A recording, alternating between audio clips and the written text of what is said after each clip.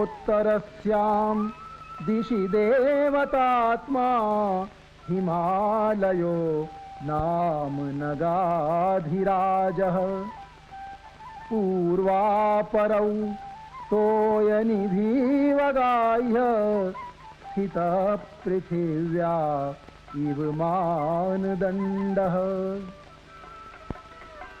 Describing the great mountain wall of India in the Kumar Sambhav, Kalidas writes, "There is a mountain in the north encircled by the Himalayas, the king of all mountain ranges. Stretching from the east to the west like a measuring rod, it is located in the north. Cradled in the lap of these mystical Himalayas nestles the awe-inspiring earthly abode of the gods.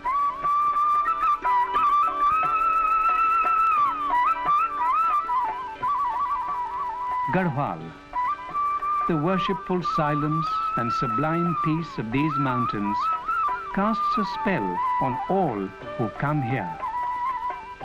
These hallowed peaks hold a special fascination for saints and sages who are irresistibly drawn here in their search for eternal truth and its manifestation through solitary meditation.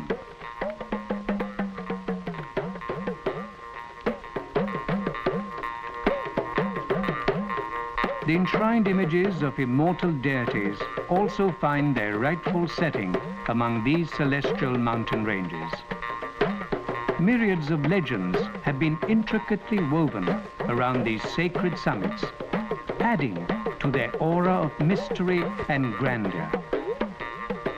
Down the ages, painters, poets, saints and writers have glorified the sublime beauty of Garhwal. Staking a rightful claim to the title of Dev Bhumi, Garhwal is also the birthplace of the most revered rivers of Indian mythology.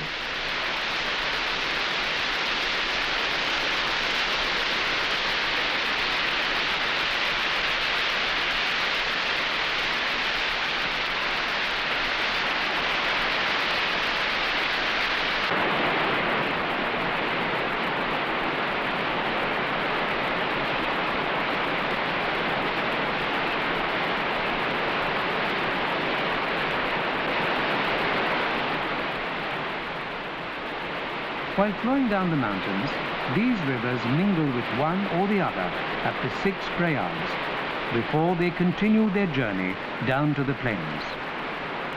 Vishnu Prayag is the meeting place of the Alaknanda and the Vishnu Ganga. Nand Prayag witnesses the mingling of the Alaknanda with the Nandakini. At Karna Prayag, the Alaknanda joins the Pindar Ganga. Rudra Prayag is the meeting place of the Alaknanda with the Mandakini. At Son Prayag, the Son Ganga becomes one with the Mandakini. Dev Prayag witnesses the meeting of the Alaknanda with the Bhagirathi, which together flow down as the Ganga.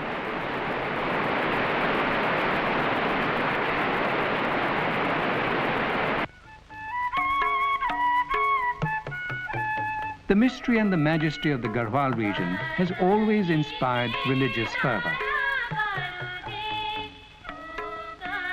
Badrinath and Kedarnath, amongst the 4 revered dhams of Hindu religion, are located here. Apart from giving sanctuary to all spiritual leaders in Hinduism, Garhwal is also a region equally sacred for other religions. The 10th Sikh Guru, Govind Singh, had a dream about his meditation in an earlier life on the banks of a glacial lake surrounded by 7 peaks. This place was identified in Garhwal, and a shrine was built at Hemkund Sahib in 1936 as a homage to the Guru. A sacred pilgrimage site for the Sikhs, Garhwal plays an important role in the Sikh religion. Adi Shankaracharya established one of the 4 seats of the Shankaracharya at Joshimath. Religious fervor draws a large number of people to Garhwal. Some are lured by the awe-inspiring beauty, while it is the spirit of adventure which beckons others. Despite the rugged and difficult terrain, Garhwal attracts flocks of tourists who arrive to savor the cool climate away from the sweltering summer heat of the plains. Apart from its scenic and spiritual attraction, evidences of Garhwal's rich heritage abound in the architecture that survives till today. In earlier times, small forts or garhs perched on hilltops provided the local chieftains with protection against attack from neighboring clans. Later, when they were brought under a single ruler, these forts fell into disuse. Though they have deteriorated with the passage of time, the images of various deities installed by the chieftains continue to be worshipped till today.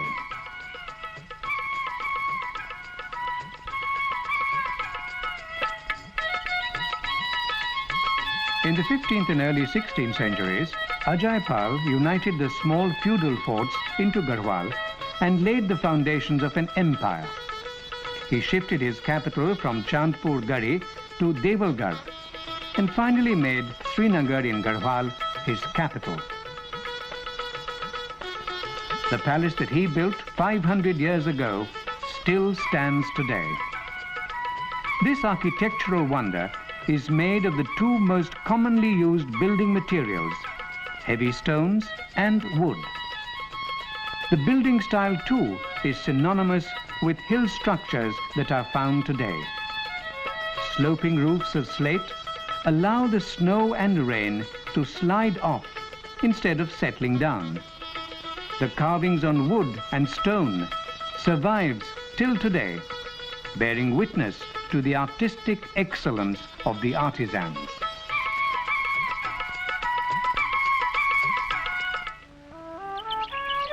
Travel in the hills was especially difficult in the earlier days because the hills were not bound together by roads. Villages were scattered, remote, and difficult to approach. In the absence of electricity, travel at night was impossible, and life in the mountains was cold, dark, dangerous, and daunting. Maybe this physical harshness of the terrain and the severe climate toughened the Garhwalis, paving the way for their being recognized as a martial race.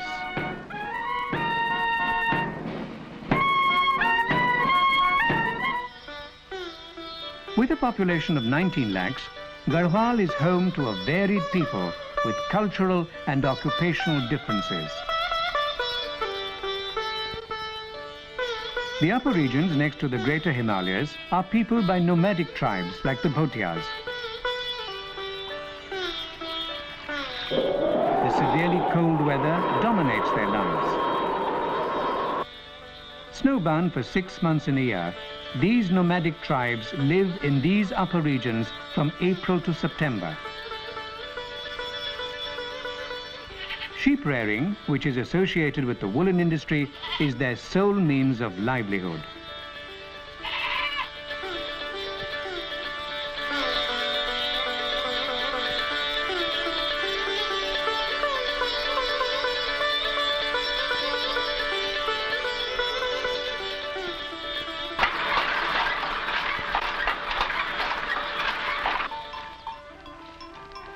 As the area is snowbound with no rains, and the summer season is very short, the only agriculture that can be carried out consists of potato harvesting, along with the sowing of a staple green crop.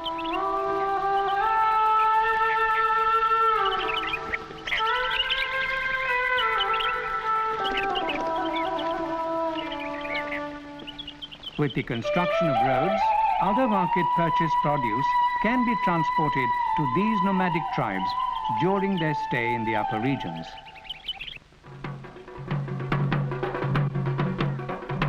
Culturally also, these people are different from their counterparts of the lower or Shivalik ranges. They are possibly the only people who celebrate the Pandav Leela.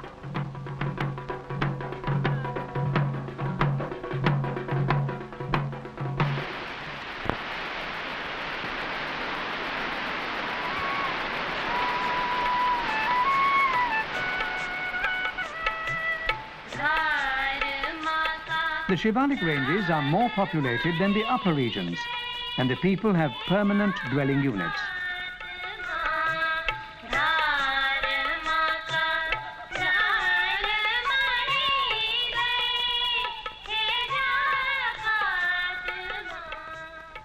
The houses follow the ancient building patterns consisting of sloping roofs of slate and walls constructed with stone and pillars of wood. The villages are set closer together, and the climate and terrain and soil conditions permit the cultivation of crops. As the hills are not so steep, cultivation is carried out on the terraces or hill slopes. Dependent mainly on the rainfall, crop cultivation on the slopes is self-sustaining.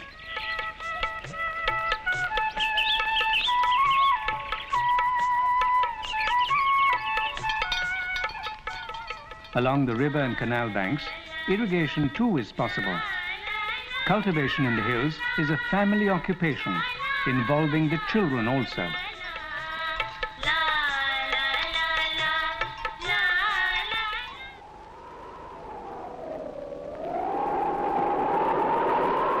As agriculture is rainfall dependent, it revolves round the monsoon months, from June end to beginning September. Yet, the people manage to turn in 3 harvests, consisting of rice, wheat and coarse grains.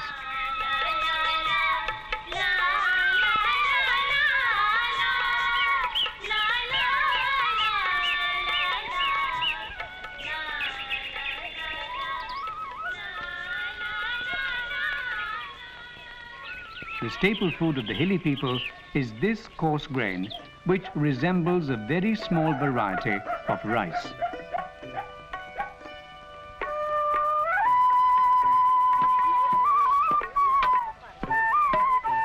Work in the hills is managed mainly by the women. Men plough the fields, and the women carry on from there, pounding the grain to fetching water, looking after the farm animals, milking the dairy cattle, collecting fodder for the livestock and fuel for the house for use during the long winters. It is the women who are in the forefront on the fields, in the house or outside it.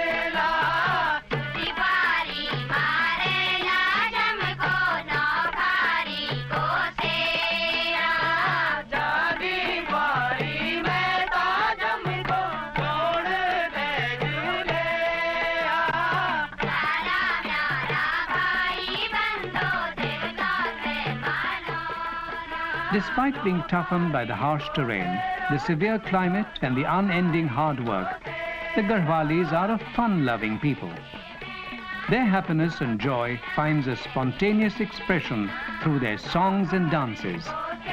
The Tariya dance is a captivating outpouring of happiness at harvest cutting or any other event worthy of being celebrated. Education has also been brought within the reach of every village child. These institutions are co-educational. Almost every village has a primary school, while a group of villages has a high school.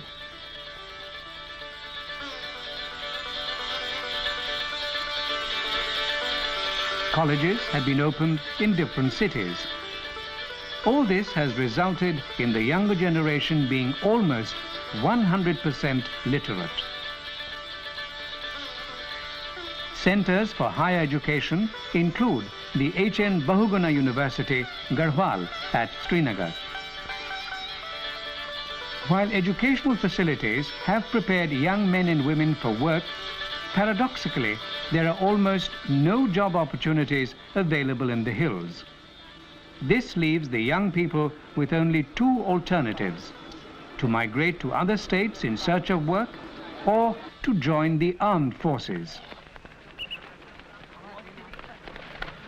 Wrenched from their hearth and home, the men depart to earn a living.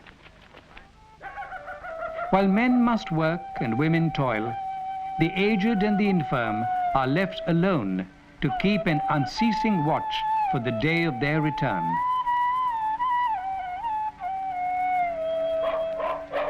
Loneliness is the price they have to pay for the security of the money orders from the cities.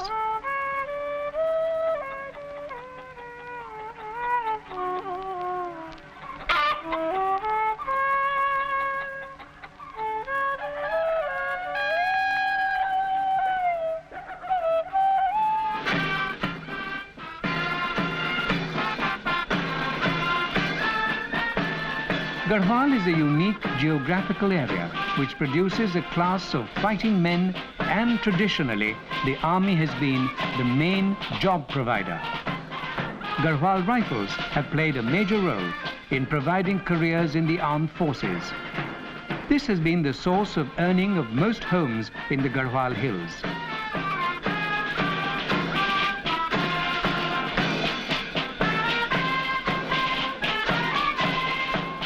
Continuing their work of bringing development in the hills, the Garhwal Rifles have opened several educational institutions for war-affected and needy boys and girls of Lansdowne.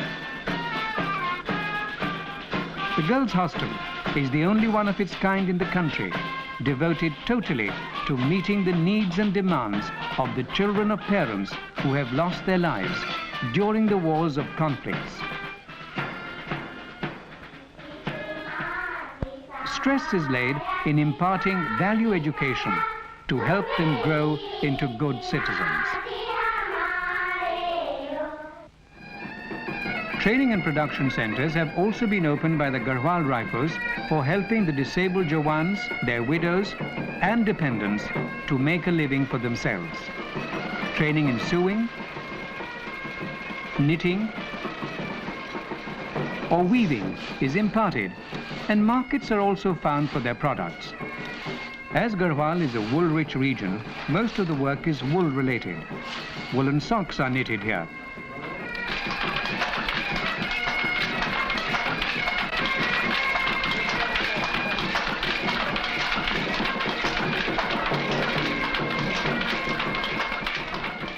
The colorful Garhwal shawls need no introduction.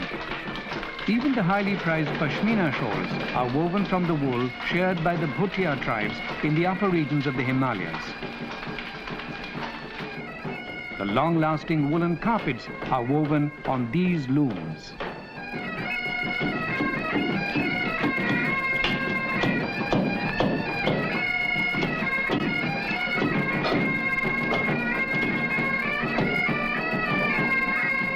While thousands go to Lansdowne to join the armed forces, many prefer to leave the state in their search for employment.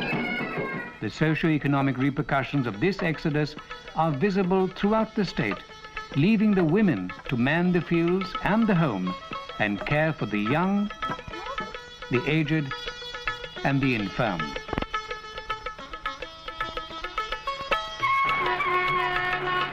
In the last 50 years since independence, development has knocked on the doors of villages in the Garhwal region.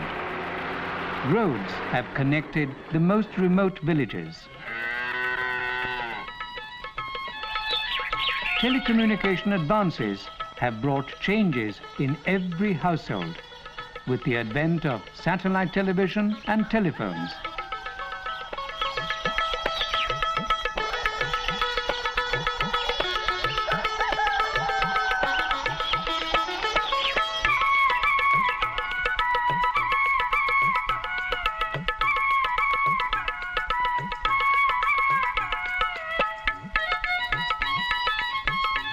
The dependence on wood as a cooking fuel has been reduced with the introduction of cooking gas. Earlier, there were predominantly stone and wood houses. Now, one finds traces of modernity in the predominantly cemented structures. Transport facilities have brought cities within easy reach of villages. This has led to migration, and the cities in Garhwal too have expanded to accommodate this influx of people. Yet, development has not kept pace with this rapid growth. The shortage of small industries and factories and lack of job opportunities forces the unabated migration of people out of Garhwal. Yet the face of Garhwal remains as of yore, unchanging. The people remain simple, unassuming and fun-loving. Their strong cultural roots keep them moored to Garhwal and hold them steadfast in this fast-changing world. The unquestioning belief of the hill people in their deities and gods and goddesses remains firm in the abode of the gods.